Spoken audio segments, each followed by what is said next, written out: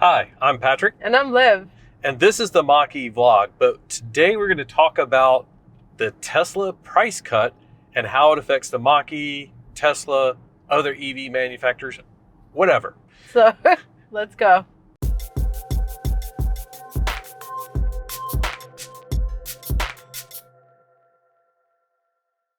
Before we kick off this video, we have one quick update. Moments before we were about to publish this video, Ford just announced that it's significantly increasing production of the Mach-E and it's reducing the costs. Obviously, in response to everything that we're talking about here, everything still stands. We're really excited. We're going to see what shakes out. But for now, as you can see across the screen, here are the new prices. And Ford has said that they are not going to cede ground to anyone. And they're going to produce more EVs to reduce customer wait times, offer competitive prices. So this is good. And now into the video. If you are at all interested in EVs, you probably know that earlier in January, Tesla dropped the price of pretty much every vehicle they make, or actually they did drop the price of every vehicle that they make. And for ones like the Model Y, they dropped the price by up to 20%.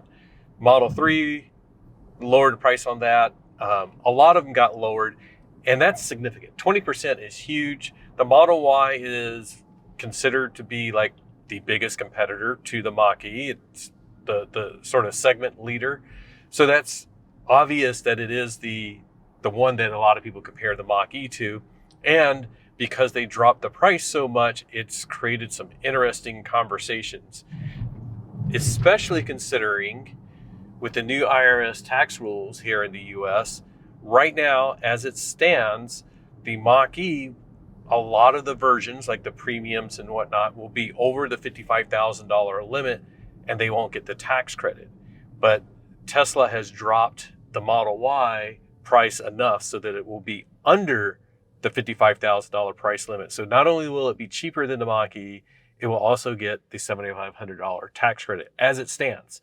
And before we go too far, I just want to note that those rules are still somewhat in flux. There's some rumors that they want to do something in Congress to sort of fix some of that. But the IRS is also looking for feedback on what you think about those rules, because it's some weird stuff like the Mach-E. A lot of those won't get it, but the VW ID4 will get it. Some hybrids will get the full $7,500, whereas other cars, like their full EV, won't get it. So some weird stuff like that. And that's in part due to how they're defining an SUV versus a car. Yeah. Or SUV or truck. It's some weird stuff. Like the EPA considers this an SUV, but the IRS doesn't. So it's sort of stupid. We'll put a link down in the description because everybody needs to go give your feedback on why you think that's not smart and not fair, whatever. So we'll put that down below. But that's, it's hard to predict what could happen because the IRS may just stand firm. And there was even a proposal by Joe Manchin, a senator from West Virginia, to sort of roll back some of these EV tax credits completely, which would really screw it all up. So it's really hard dealing with tax credit stuff when they can't sort of figure things out. So that's the first thing to note. But going back to the pricing, and like we had some of this conversation, we chose the Mach-E, obviously. They were fairly, equivalently cost-wise, about the same. But like Liv, she doesn't like the look of the Model Y. I really don't like the look of the Model Y, or both of us. Well, okay. So the big deal is, though, if they were the same price, when they were the same price, Patrick's letting someone go. I just realized we're not showing you guys what's in front of us. Yeah. You just have to deal with looking at us or the roof. So when the two vehicles were close to the same price, the Mach-E makes me want to stretch financially for. It's a beautiful vehicle. It's a beautifully built vehicle. And aesthetically, it's my kind of thing. I think it's beautiful. So that's something I wanted to stretch for. But the Model Y never made me want to stretch financially. You know what I mean? So when they were the same price, that was the case. Ooh, Sprite again. Now the price difference is so significant that it almost would make me want to buy something totally different. Yeah. You know, like, well, it's hard because like people have asked us now, would that change what we would buy? And, first of all, it's like I can't deal with hypotheticals like that. We have what we have. We bought it when it was, when we did. But I'm really, really happy with the Mach-E. But if the pricing were so significantly different, it might be hard. And I know that a lot of people are in that same situation. And we've said often, we did the Model Y review on the channel. Noisy gas cars. And we've looked at like the ID4 and things like that. And it's, you have to just sort of think about it as like, it's easy to say, well, it's only another $5,000 or it's only another $150 a month in the car payment or whatever. But if that's a deciding factor, all of these EVs are pretty darn good. And if price is your, a big factor, get the one that's cheap and does what you want, and save yourself a few bucks, Yeah. But talking about some other related things where it's affecting us and our current decision making, it isn't hypothetical, is we're looking at like another EV, like a second EV. So, and beyond that, we were ready to buy it. Yeah. So cost is a big deal to me. We already have our expensive vehicle. To me, this is our expensive vehicle and our long range vehicle as well. So my old 98 RAV4 that you guys may have seen would not pass emissions in California. I sold it to a kid for $500, had to replace it. So cost is a big deal for me, and we don't need long range. We need a city driver. We don't need fast charging.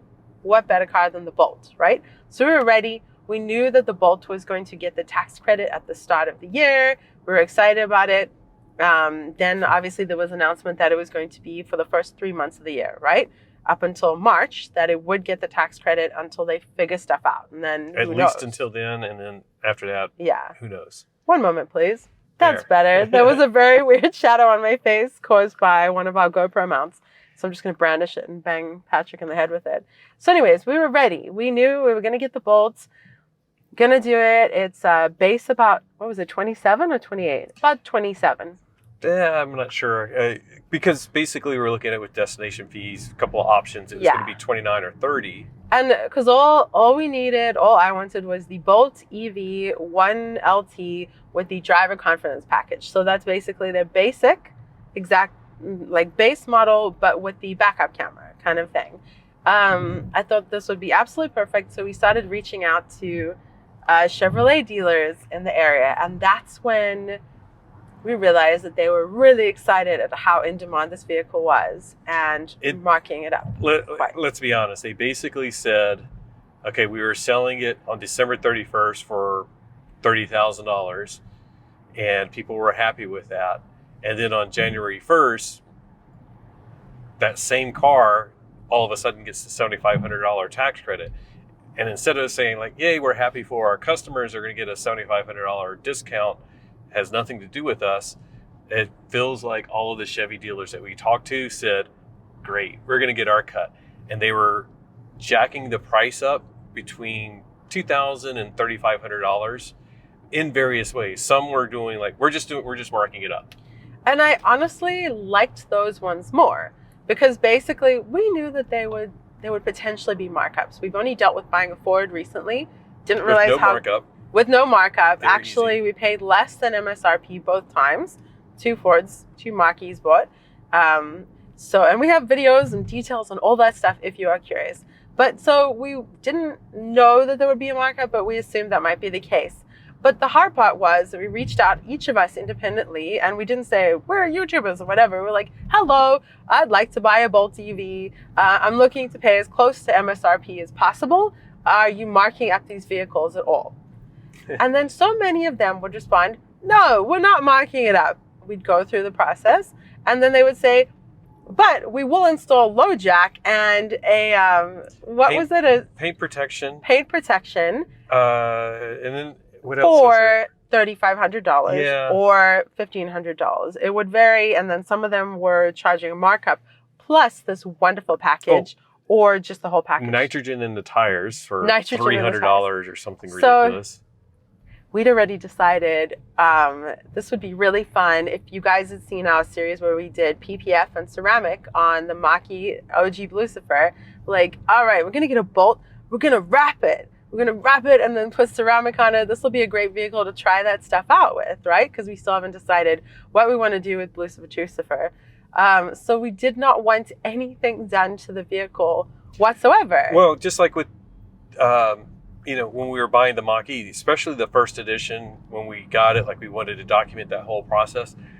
Like I told the dealer, I was like, yeah, you can take the the white protective plastic off of it, but do not wash the vehicle. Don't put any stickers on it. Don't wax it. Don't do anything. Especially don't wax it, but don't wash it. And they're like, okay, that's fine.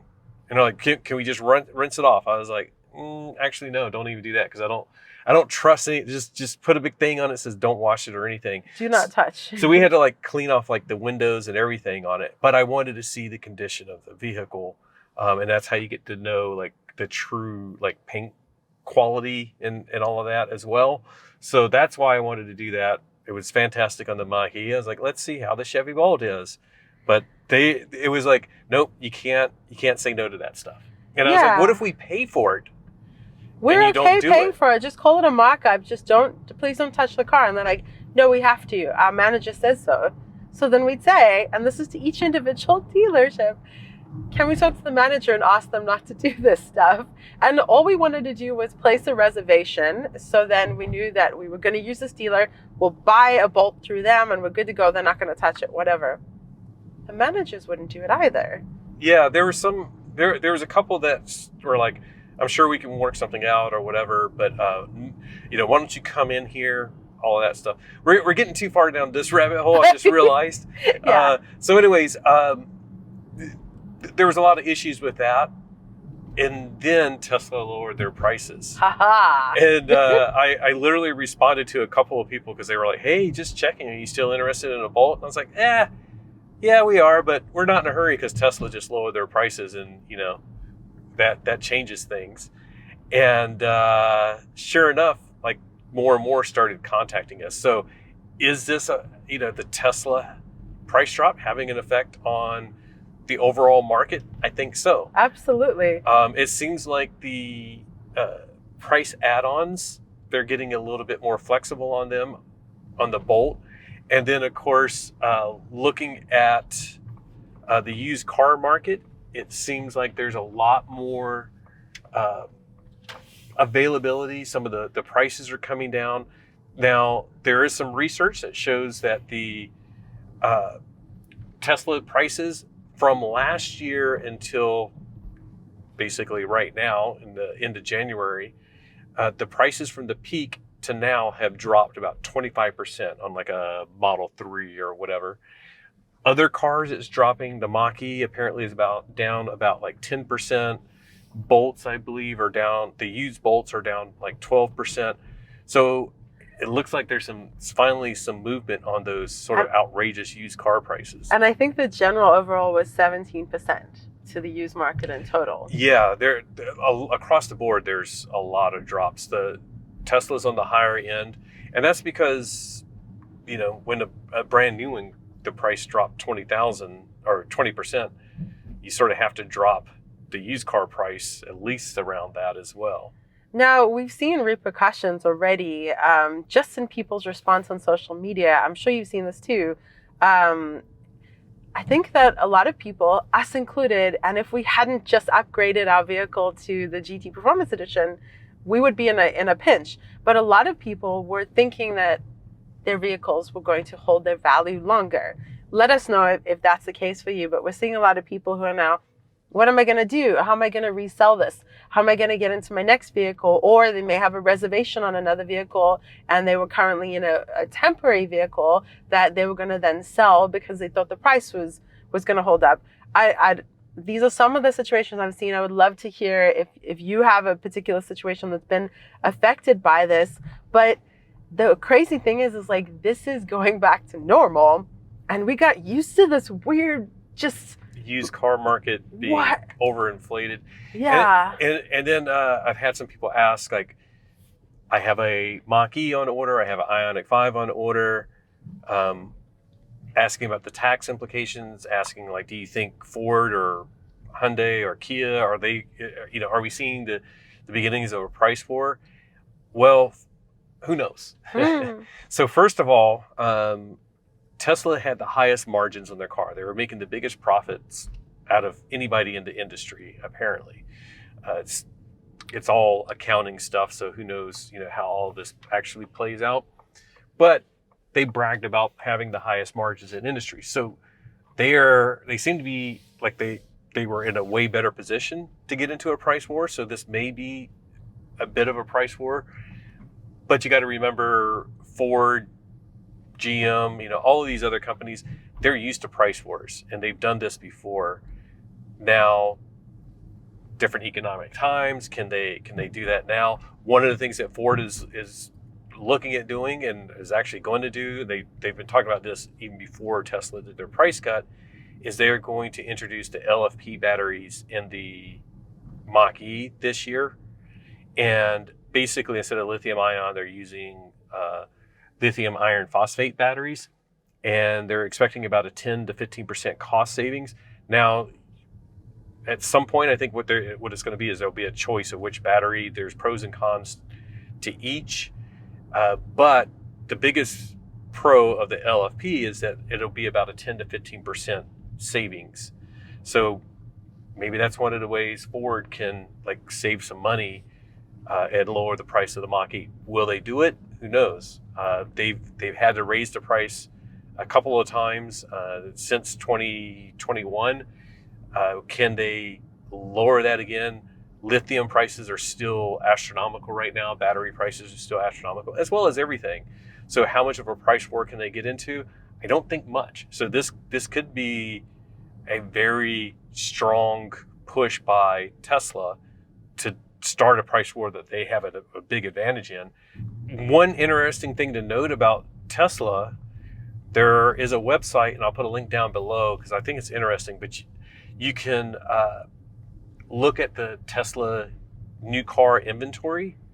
And I was watching it in December because Tesla, I thought Tesla was going to be in a bit of a pickle because they had their, Model Y pricing, and pretty much everybody that was getting their car in December sort of realized, wait a second, if I wait till January, I'll probably get a $7,500 tax credit. I don't want to get my car right now. I want to wait.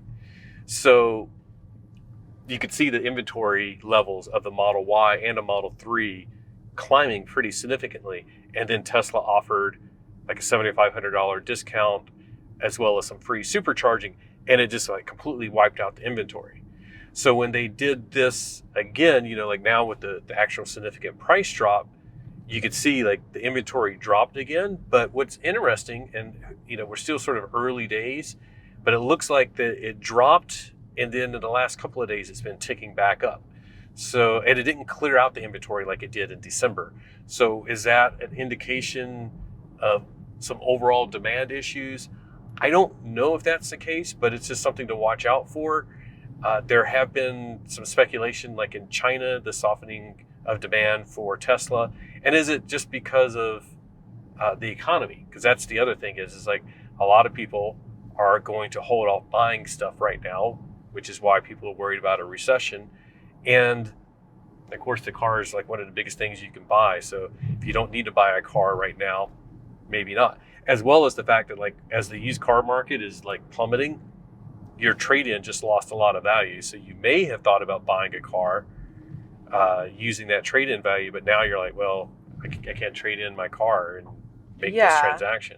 I mean, I'm thrilled, to be totally honest, because like you were saying, previously, these automakers may not have been incentivized to provide the most affordable product, but rather the most exciting or innovative, whatever. They have to bring the prices down now. Maybe Ford will be focusing on bringing the price down along with other automakers. Perhaps that is part of why the demand for Tesla is more diminished, is because there's so many more options. I know I'm excited by more options because I keep waiting for my perfect car to replace my tiny little car, for my perfect EV to come out. And there's so many more options that are coming available on the market, and more options for people than Tesla.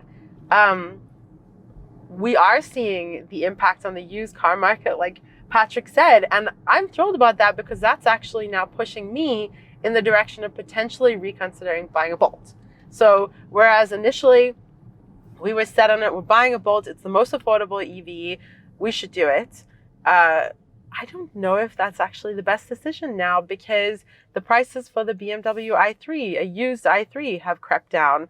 There are an absolute ton of Fiat 500Es on the market now for under $10,000. So all of a sudden, that is more than half the car payment than we would have had with the Bolt. And the Model 3 is dropping. Model 3 is dropping. And my general advice to most people is, like, if you can wait a couple of months, try to wait, with the caveat of, like, if you pay attention to what's happening with the tax credit, because you may want to beat the rule change in March. But if you can wait to end of February, beginning of March, that might be a better time to actually, sink in some investment into a car, which is usually a depreciating value, and it's going back to that. And that is a careful word to put in, is investment, because whereas the recent times you could have considered this an investment, and we would want to buy the newer vehicle because it's a better investment and it'll hold its value.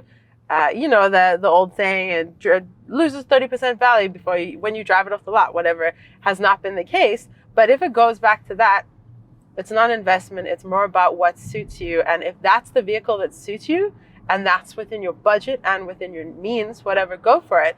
But I've certainly seen the Tesla price drop, why is it hard to say? The Tesla price drop really spurring some interesting conversations about stretching your budget and things like that. But if budget is still your highest concern, don't stretch it. Yes, the prices on the Model 3 have gone down significantly, but if that's still not in your budget, don't think of it as an investment.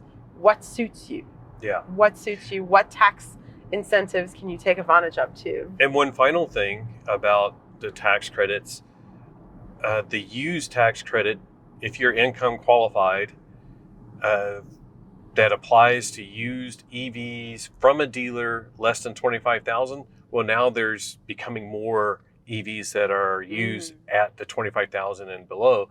So that may open up some opportunities as well, if that's of interest to you. So there's a lot. I know we're trying to sort of like give some advice and talk about where things are going, and we're not really answering any of those. It's like, who knows? Be patient. Will there be a price for it? I don't know. So and also advice. Who are we to give you advice? We don't know your situation. If you have questions, please feel free to ask them down below, and know that, we're just people like you who are interested in this stuff, but we'll do our best to answer or crowdsource the answer. Because it was actually a viewer who commented on one of our recent videos that asked for this video. So we really do want to open up these conversations. And the comments section is a fantastic area for you guys to share your thoughts too, because you're all probably experts on this as well. You're watching this stuff, you're digging into EVs and everything that's happening. So share your knowledge with everyone else right now. Do it. Where are we going?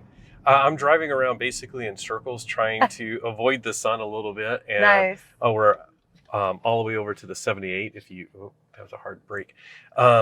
If you know, in the area, I don't even know if we're in Oceanbad or Carlsbad. It says Oceanside. Oceanbad? Oceanside or Carlsbad.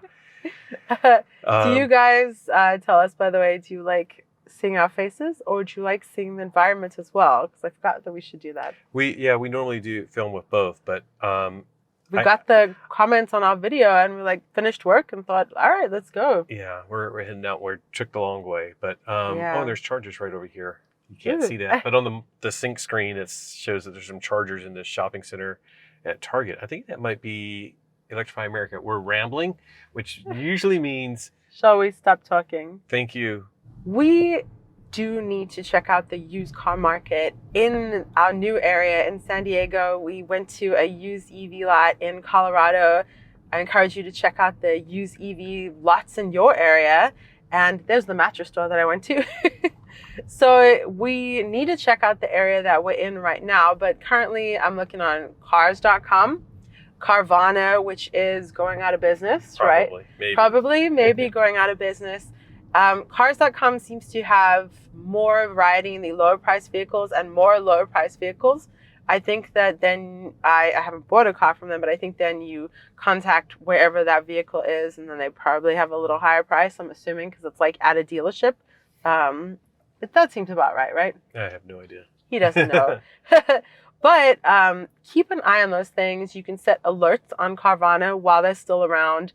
I think it's really interesting. I'm honestly, at this exact moment, a week ago, I would have said, I want to get a Bolt EV, loud motorbike. Now, I want to get a BMW i3. Used BMW i3 for under $15,000. Because that would be half the price of the Bolt. Yeah, basically. Yeah, like that. Not a bad deal. I would love that size car payment, and it's a great get around town car. So that's what I'm looking at. I think we're going to try to release this video really quickly. So hopefully I'm still thinking about that, and we're still percolating and juggling this issue. But that's happening in the next few weeks. Don't be as bad as Dominique from Inside EVs on your decision. I don't blame him, though. If you know Dominique on Inside EVs, we watch their show every Friday. We were on their show a couple of weeks ago. He has been in analysis paralysis about what EV to get. He's very focused on budget. Understandable. I totally get him, and I feel his vibe. And it can be so easy to get paralyzed by the options and like, oh, but should I? Oh, but what? And what do you want and what do you need and what's coming out and what changes are happening? So, I get it. It's money. It's a lot of money. Be careful with your money, make good decisions, and now we're going to leave. So just remember that whatever you drive, whether it is a used old car, a beautiful EV, or a fancy Mach-E, enjoy the ride. Bye.